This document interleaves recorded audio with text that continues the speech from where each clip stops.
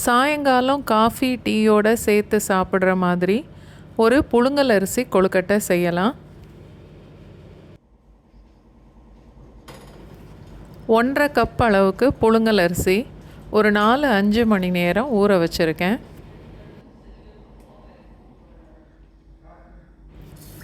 ஊற வச்ச அரிசியை மிக்சியில் போட்டு தேவையான அளவுக்கு உப்பும் சேர்த்து அரைச்சி எடுக்கணும். ரொம்ப நைஸாக அரைச்சிடக்கூடாது. கோதுமை ரவை பதத்தில் இருந்தால் சரியாக இருக்கும்.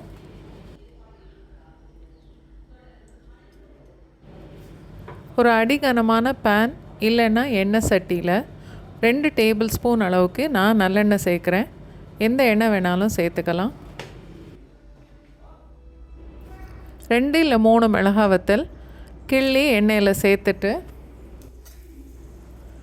1.5 டீஸ்பூன் அளவுக்கு கடுகு,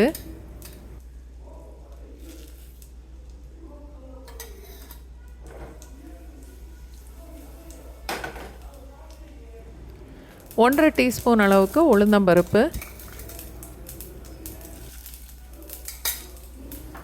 2-3 கொத்து அளவுக்கு கருவேப்பிலை,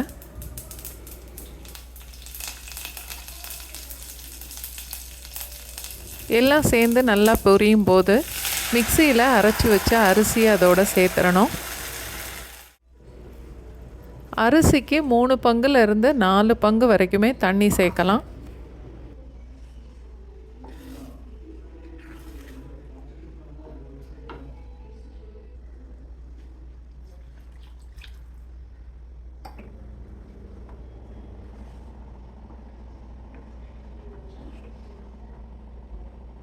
அடுப்பு சிம்லையே இருக்கட்டும், தீயை கூட்ட வேண்டாம்.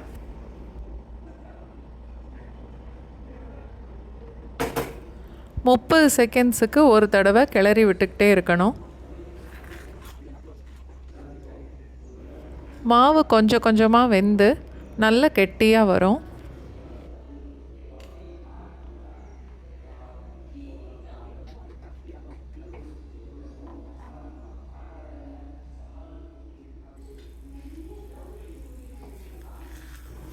காலையில் பிரேக்ஃபாஸ்ட்டுக்கு கூட இந்த கொழுக்கட்டை செய்து சாப்பிடலாம்.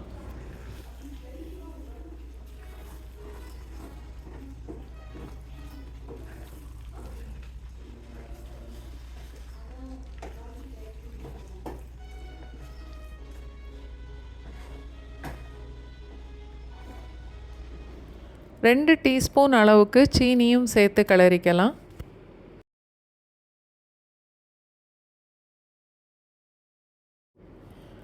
மாவு நல்லா வெந்து இது மாதிரி நல்லா கெட்டியாகி வரணும்.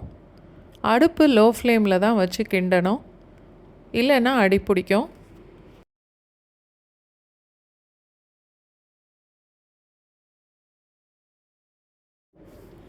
இந்த அளவுக்கு மாவு நல்லா கெட்டியானதுக்கப்புறம் அடுப்பை ஆஃப் பண்ணிவிட்டு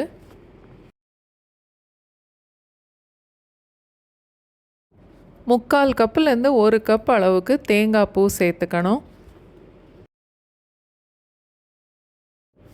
தேங்காய் பூவை மாவோடு சேர்த்து நல்லா கலந்துட்டு மாவை கொஞ்ச நேரம் ஆற வச்சதுக்கப்புறம் கொழுக்கட்டை பண்ணணும்.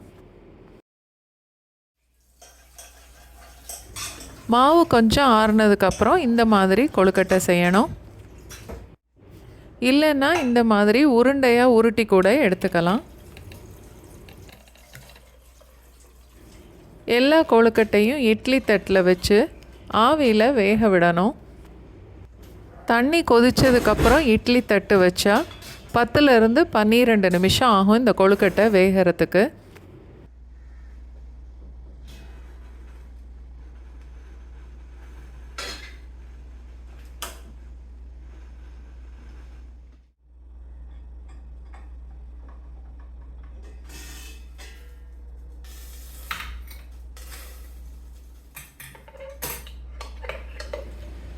இந்த புழுங்கல் அரிசி கொழுக்கட்டையை நீங்களும் ட்ரை பண்ணி பாருங்கள்.